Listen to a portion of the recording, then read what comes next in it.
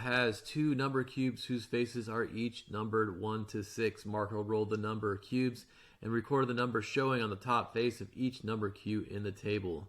Based on these results, what is the experimental probability that the next time the number of cubes are rolled, they will land with a 2 showing on the top face of one number cube and a 4 showing on the top face of the other number cube? They give us a table to look at. So when we look at probability, we're going to once again go into the total. We need to figure out how many times did they play the game so we can figure out what is the experimental probability. So let's just count through this table. There's a column of 4, 8, 12, 16, 20.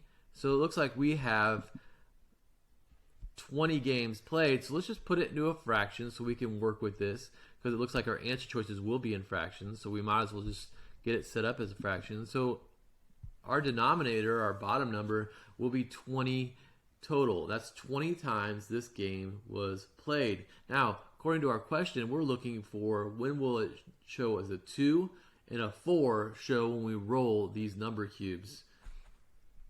So looking at that, we're going to look at our table and see how many times did that happen in our table. Now, it could be for 2 or 2, 4. It doesn't matter. They could be interchanged. But it looks like these are the events in the experimental probability that a 4 and a 2 appeared in our table.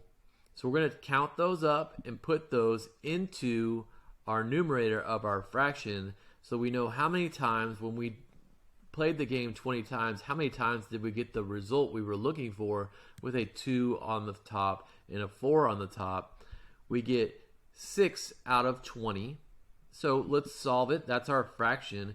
But when we look at 6 out of 20, it doesn't show up in our answer choices, which means we're probably going to have to simplify this. But because it's a multiple choice question, we can eliminate a few of these answer choices by just looking at our problem.